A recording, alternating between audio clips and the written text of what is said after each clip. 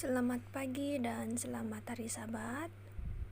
Hari ini berita mision kita 4 Jun 2022 bertajuk Lamaran yang tak diduga.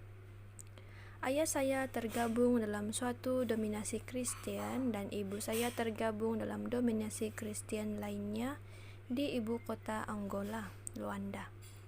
Sebagai anak, saya ke gereja bersama ayah pada hari Minggu dan dengan ibu pada hari Minggu berikutnya.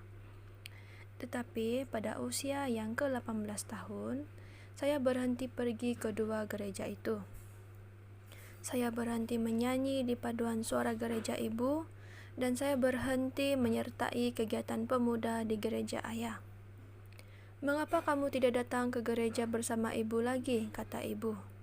"Aku tidak merasa nyaman," jawab saya.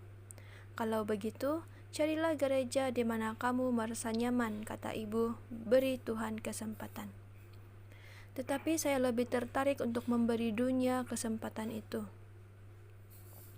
Ketika kakak perempuan saya bertunangan, entah bagaimana dia dan calon suaminya menerima konseling pernikahan dari seorang pendeta Advent. Mereka memutuskan untuk berbakti di gereja Advent setelah mereka menikah. Dan saudara perempuan saya ini mulai mengirimkan ayat Alkitab dan khotbah tanpa henti.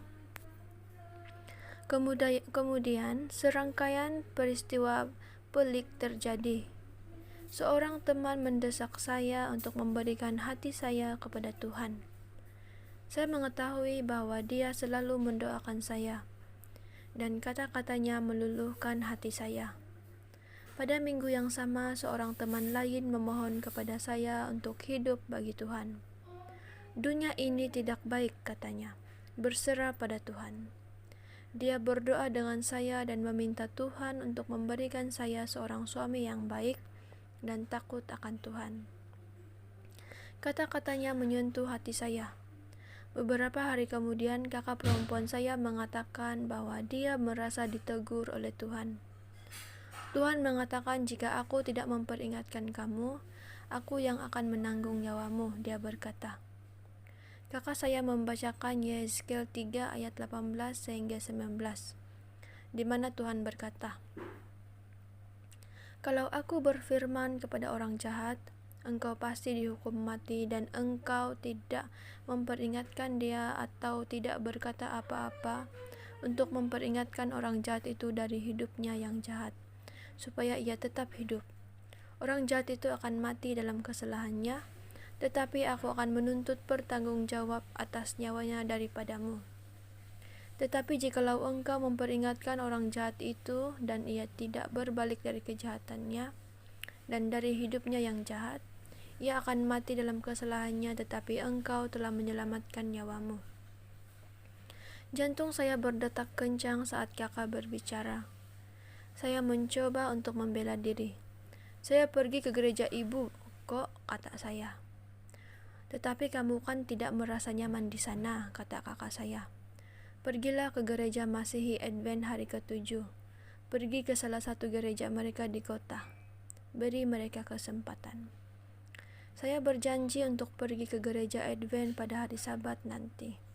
Tetapi saya tidak pergi karena ada panggilan kerja. Saya berhenti pada 3 Sabat berturut-turut. Saya bekerja pada 3 Sabat berturut-turut. Ketika kakak saya menelepon untuk menanyakan tentang gereja, saya menjelaskan bahwa saya memiliki banyak sekali pekerjaan. "Beberapa pekerjaan bukanlah berkat dari Tuhan," jawab kakak saya. "Kamu bekerja keras untuk sesuatu yang sia-sia. Kamu harus mengesampingkan pekerjaan dan mengutamakan Tuhan." Saya tidak tahu apa yang harus saya lakukan, tetapi saya berhenti kerja, namun bukan karena pilihan. Saya jatuh sakit. Di klinik, dokter mengenali saya dengan baik karena dia telah menjadi dokter saya selama 4 tahun. Kami memiliki hubungan yang baik antara dokter dan pesakit. Tetapi kali ini dia mengejutkan saya. Pada saat pemeriksaan, dia tiba-tiba meminta saya untuk menikah dengannya. Dia tidak pernah menunjukkan sesuatu ketertarikan secara pribadi kepada saya sebelumnya. dan saya tidak pernah memikirkan dia untuk menjadi seorang suami. Tetapi ketika dia melamar saya senang dengan ide untuk menjadi istrinya. "Saya juga ingin menikahimu," kata saya. Dia tersenyum. "Saya seorang anggota gereja Advent," katanya. "Saya ingin istri saya juga menjadi seorang Advent." Saya tersenyum kembali. "Tidak masalah," kata saya. Dan saya bersungguh-sungguh.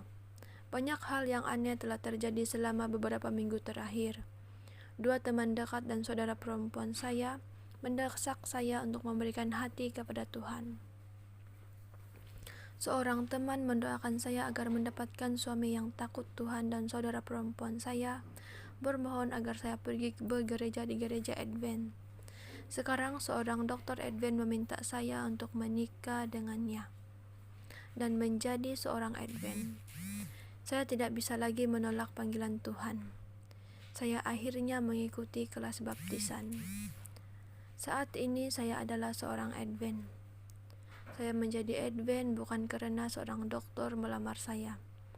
Saya menjadi Advent bukan karena saudara perempuan saya mendesak saya. Saya menjadi Advent bahkan bukan karena saya merasa nyaman di gereja.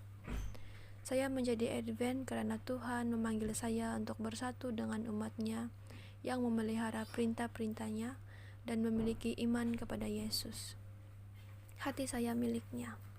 Sebagian dari persembahan Sabat ke-13 triwulan ini akan membantu membuka sekolah Advent di kota asalnya, Esmeralda di Luanda, Angola. Terima kasih telah merencanakan persembahan dengan murah hati. Amin.